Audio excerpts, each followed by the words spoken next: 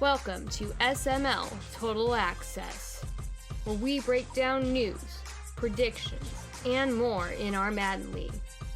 Now, let's get fired up for SML football. Hello and welcome back to SML Total Access, the award-winning greatest show on the SML network and the longest running show in CFM network. I'm Primetime 000, joined by Matt and Dan. What's going on, fellas? We're back. We're back, baby. We're sniffing the playoffs. They're right around the corner. Things are starting to heat it up here. Let's go. Let's start off first down on this episode, midweek episode of Total Access, which we haven't done really in a long time, I don't think.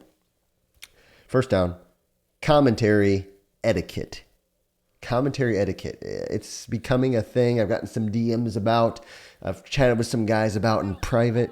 What do you guys think about people who commentate their own games or even commentate SML games on the cast, how it should be done properly?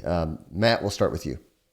Yeah, I think first and foremost, when you commentate your own games, you are still representing the league. It's the same as when you play the game. When you are streaming the game and you are playing without commentating, your gameplay is representing the league, right?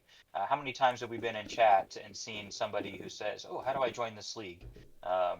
Or whatever. You never really know who's watching. So one, just be professional. We're all playing the same game. No, not everything that's bad luck happens to you. No, you're not the only one that doesn't get animations. It drives me absolutely crazy because then if both players are commentating and you go to the other one, they're saying that they're not getting any animations. So it's like, if no one's getting animations, then how's that working? But I mean, I think just being professional. You never know who's watching. Even if it's someone that's already in the league, you don't want to get people disinterested just because your commentary is negative.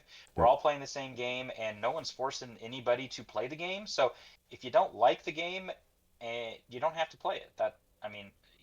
It's your choice. So that's all I would say. And I mean that as like a recurring theme. We all get frustrated with Madden, right? We always have something that happens that gets us frustrated, but it's just like, if every time I go and watch you, you're just a Debbie Downer, it's not exciting. Why are you putting yourself through that? Yeah. Dan? Yeah, I think it's great. And I'd add on to it. There's literally some guys I won't watch their commentate. Just because I know that's what's going to happen. And I think that's sad if that becomes your reputation or that becomes what we expect. And, to Matt's point, we are representing the SML. We are here to have fun. We are playing a video game. We all do know all the limitations, all the kind of bogus stuff that EA is. And also we've kind of agreed that we're not going to take kind of cheap personal shots at people. And, we wouldn't do that in the main chat, and we shouldn't do that on our commentary, whatever. And so, let's kind of clean that up. It's funny though, because I hear when you're commentating other games, people aren't doing that. It just seems like it's more of an emotional reaction. Yeah. That we're having watching our own games and playing our own games. So kind of put yourself in the mindset if I was, commentating, I can't say that word. If I was doing commentary on someone else, I wouldn't be saying those things. Yeah, no, it's good points. And to me, yes, you guys are, they're representing the league. They're representing their league mates. I think the same goes for commenting on commentary, whether it's an SML live broadcast. I try my best. I was like really focused on that. But I know. I'm only perfect in so many ways. That's not one of them. So, if we're doing a SML live stream and somebody's like, "Oh, hey, do you guys notice so-and-so broke the rules? So-and-so did." I don't care for seeing that in the stream chat either, because odds are, yes, we have seen it. We just can't do anything about it when we're broadcasting the game. The other thing is, yes, you're representing the league, but you're kind of representing yourself, and you're building a reputation of, is this guy just kind of a sore loser? Is he just a complainer? Like Dan said, this year and towards the end of last year, and even within the last week, I've listened to some games. I'm like, dang, I'm just gonna mute this and turn on the radio or turn to YouTube or something and listen to some music, and it's just not fun to listen to. So I think we could do a better job at that. But I won't beat that too much longer. Second down, I think Dan, you had brought this up, or Matt maybe, it was having a personality in the league. Dan, what do you think about that? Yeah, so I did. I think I was the one that brought this up. I think it's important to remind those that have been around for a while, but I'm also speaking to the new guys. We've had quite a few of new guys, I would say, over the last 3 to 5 months, maybe 6 to 10. I don't know off the top of my head, but a significant number, a good portion of the league. And at this point, I guess my question would be like, who are you? How do we know you? Have you engaged in the community more than just showed up and played your games and tried to play as sim as possible? Like, that's great. That's wonderful. We need that. That's a part of it. But we also want to know kind of who you are. We want to Yeah. remember, like, hey, who is that guy that plays for I'll just pick on my son, the Browns. Okay. Oh yeah, that's right. That's Bronny. Okay. And whether you like it or not, whether it's a narrative that you enjoy, you can play that angle in the SML. It's all about playing angles and sticks and narratives. And okay, I'll play the Bronny angle, but at least that gives you a personality. That gives you something. Okay, Yes. hey, that's what we're playing with. Like, find something that can make you stand out and be a part of the league and the community, to make it fun, to make it enjoyable. That we know you. Take advantage of that. Don't just play your games. Don't just kind of show up to schedule, say a few things. Just let us know who you are. Yeah. Yeah, I agree, and I so I really can't put it any better than that. I mean, it was Dan's idea, so he obviously had the great explanation there. But I think for me, obviously that's great for the league, but I also think that having that personality and that identity, and whether it's given to you or you make it, or it's given to you and then you make it your own, whatever it might be, I think that can kind of help you as well, because Madden is only half of what this league is about, right? And maybe not even half. The rest is that chat, that engagement, that the content. That's kind of what. There's a lot of Madden leagues. Just go do a search on the CFMs. There's a ton of them, right? But what separates this one is all the other stuff outside of the game, right? And so I think what we've seen, and we've actually seen it recently, where some guys have left the league that weren't big chatters. And so I think when you start to dislike the game and you don't have that personality or that interaction in the chat to fall back on, a lot of us don't like the game. Whether it be this version, a previous, we've all probably had that version that we just didn't really like. We Yeah. sucked at it, or the game sucked.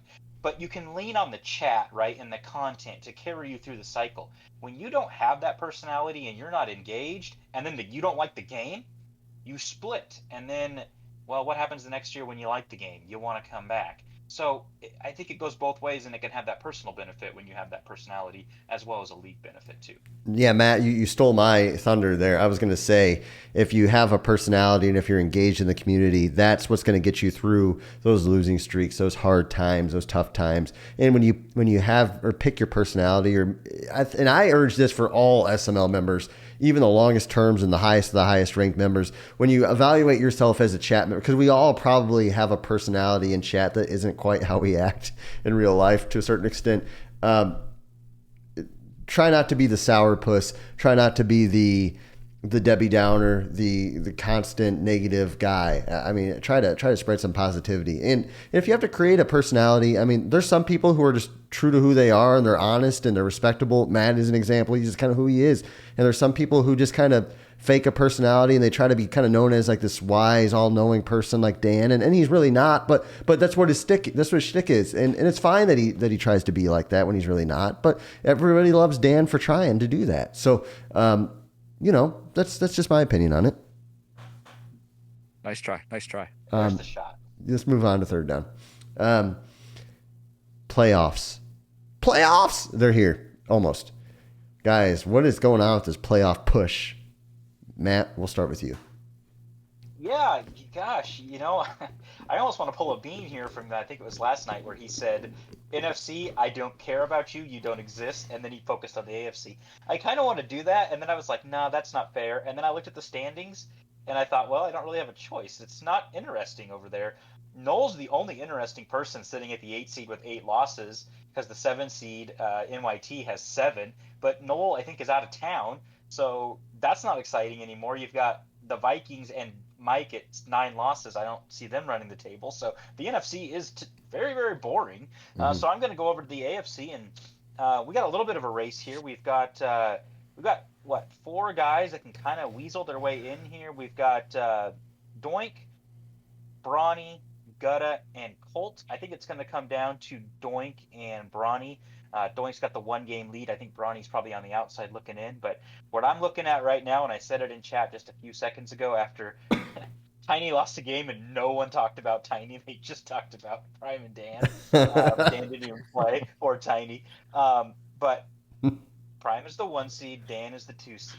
We are on a possible collision course where you guys could play in the AFC Championship game. You guys have already shot fireworks off in the chat. Prime just shot a firework off it on second down.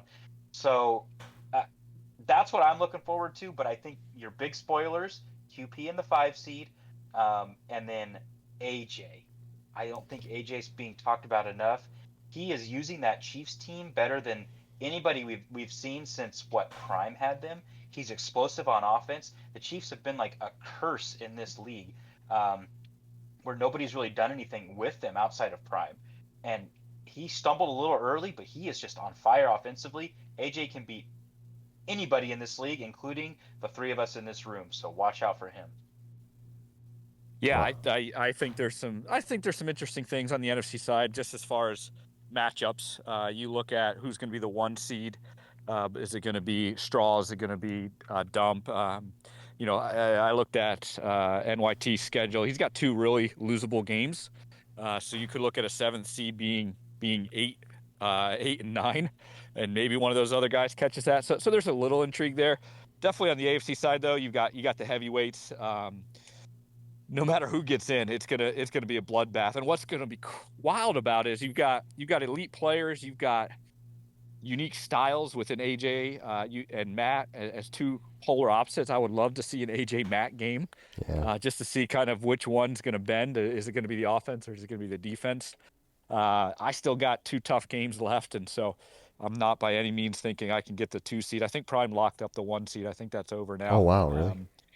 Yeah, I think with all your tiebreakers and stuff, maybe with AJ, I don't know, but yeah, I think that's pretty locked up for you. And then, like you said, there's kind of the sleeping giant in QP. The one thing I love about where I'm at right now is though I got to play every single one in the playoffs. So usually, if I get a chance to see you one time, that gives me a little advantage. So I think it's gonna be great. I think season 1, anything can happen.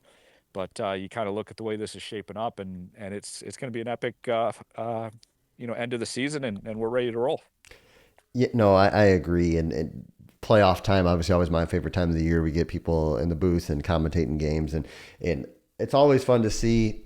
Hey, there's some guys who have some stuff to prove, I think, in the playoffs. And I don't know if I have a seeding statement really, but I do have hey, if Doink's got a little something to prove here. He's heard the set feet lead comments, and now it's nerfed. EA said, "Hey, we agree with Prime and Matt and Dan. We're gonna patch it before the Madden 25 comes out." They made a statement. Then after the game came out, they patched it again.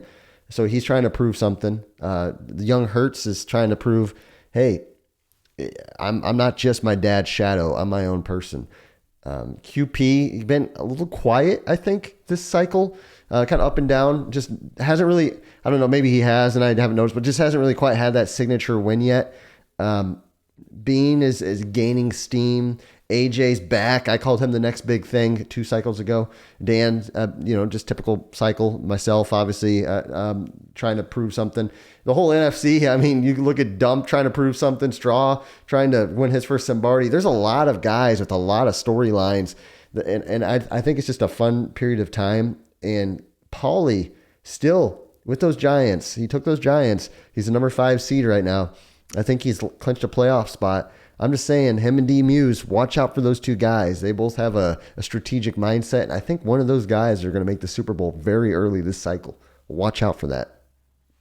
You failed to mention KP too. KP just had a pretty impressive win against D Muse. He did. And he'll be right there. He did. And KP, great guy. A lot going on, obviously, currently. But you don't count out come playoff time. It's whether the game's changed or there's a patch or there's an update or it's a whole new game. Don't count on a guy who knows what defensive formations are, what they're used for, how to read a defense, how to just throw the ball away, and how to run the ball at the right times. And that's KP, and that's D Muse, and that's you, Dan, and that's Matt. it's going to be a fun time. Let's move on. Let's spread our love on people all over them. Dan, spread your love.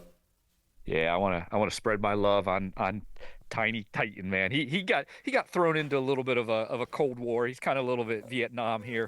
U.S. versus Russia. You kind of using them as a little bit of a kind of a buffer zone. But you know what? It wouldn't have worked. It wouldn't have mean anything unless Tiny actually showed up and delivered. And Tiny showed up and delivered. He was focused. Really? He was sharp. He Really? he shut Prime down on 80% of his offense that Prime had no answers for. Really? He did everything that he could to take the goat to the limit, and he did it. And so I'm proud of Tiny, man. He earned my respect. He already had it. He earned more of it. He's gonna beat Prime some point in this cycle. It might even be next season. Wow. Yeah, I'm gonna take over after that propaganda. I'm actually though I'm gonna spread my love on a couple of people here. Starting with Dan, who managed to win and lose a game in the same week. I'm also gonna go over to I'm gonna go to AJ.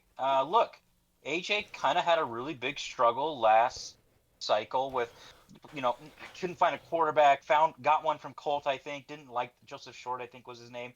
Didn't really like him. Just kind of muddled in just mediocrity, and now he walks into the Chiefs, who we wanted the whole time, right? And we love AJ, so we just let him have him, and then he's just blowing the brakes off of everyone. I don't have Bean's graphic pulled up, but I think on the offensive explosion side, if that's what it was called, I think AJ was like looking really strong, and Yeah. I played him, and if he didn't turn the ball over versus me, he threw a bunch of pick sixes, and it was the first game of the cycle. Um, he would have beat the brakes off me. He had over 500 yards on me. Wow. I couldn't stop anything. Every time I looked up, Worthy was behind me. So I'm going to spread the love to AJ, and then I'm going to go over to the NFC, and I'm going to go to a team that's very and a member that's very near and dear to my heart, and that's NYT. It's also his birthday today, so happy birthday. But hey, he's sitting in the 7 seed at 8-7 with my Seahawks, looking sharp. With Noel being out of town, he's got at least a 2-game lead, I believe. I didn't look at tiebreakers, but man, he's being nice. I heard he held the restaurant door open for someone yesterday. He's helping old ladies across the street. Wow. He's a new man. I don't know what it is, but maybe it's the success. Maybe he's a year older, a year nicer. I don't know, but this is a new NYT, and I hope he makes the playoffs. I want to see what he does with that team. That's good, and that's really good. I want to spread my love on Stavo. Yes, Stavo, the last man anybody would expect. He's 9-5. Feel like he's kind of just been quiet this season. Yeah, he traded Cooper Kupp. That was kind of his big deal he did. Other than that, he's kind of floating along, just barely scooting by with this mediocre Rams team. He took this Rams team because he thought he was going to be in a cupcake division. I'm happy that Stavo's here. I think he's a good guy. I think he's been positive in chat. He's been calculated in chat. Just a solid dude this cycle, and I'm happy to have him here. Another guy I just want to spread my love on. If I were to spread another guy, love all over him, it would be Fig Newton, 3-11 with the Lions. He's struggling right now. I respect people who come in chat when they're getting beat down and they don't do the retirement talk thing. And now maybe correct me if I'm wrong and I'll have to take my love away, but I haven't seen Fig just put in chat, hey, I'm going to retire for the league because I'm losing. And that means something to me to not see that. And I think that we can learn something from that as people who, especially guys who are better. We bring this up, so it's going to sound like a beat horse, but at the end of the day, the people who lose games and don't always win or don't consistently make the playoffs are the lifeblood of Madden leagues. They are the guys who come to work and they just do the dirty job and they make things happen. And Fig is a playoff caliber player. I think he can be back there. He's not this season, but I'm not seeing him talk about it. I just heard him say he wants to get better and he wants to learn. So I respect that from Fig. And I think we can learn something from that as people who, especially the guys who are at the top end, who lose a game or throw an interception, want to cry and complain. Dude, you're not 3-11. You're not just playing your games to not even be in the playoffs. So, yeah, thank you, Fig. Yeah, and I want to add to that too. Across the board, nobody's handing out forced wins unless they're actually away. Nobody's like, packing it in end of season. I've been in leagues where come week 16, week 17, there's like force win after force win because nobody wants to play. And that's a credit to the league as a whole, and that means a lot. Yeah. Yeah, and I know you mentioned we do beat a dead horse with the guys who lose are the ones that keep the leagues together, but it really cannot be stated enough because it's easy to stay when you win, but if the guys who lose don't stay, it's just a revolving door, and eventually you don't have a league. So Yeah. hats off to those guys for sure. And by the way, I've been doing the scheduling at least for I'm kind of the backup till the starter gets back in. I didn't realize our guys are good schedulers in the SML. Like we have some really top tier scheduling people. Like it's viewed. Oh, people almost look at it as, oh, this guy scheduled late if he scheduled it if his time isn't in the game times chat 12 hours after advance and every other game scheduled and or played. I mean, it is impressive what we do.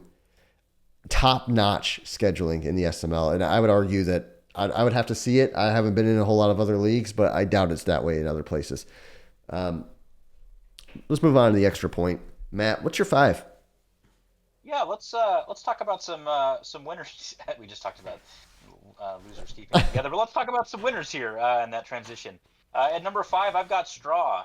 Look, hey, this guy, he's got a personality. He might not be in the chat a whole lot, but he's got a personality. He's got that smile, and he's a winner, man. We talked about him coming. We talked about him last cycle about keep an eye on what team he gets, and he's doing all right with America's team there. He's got 3 losses, 11-3.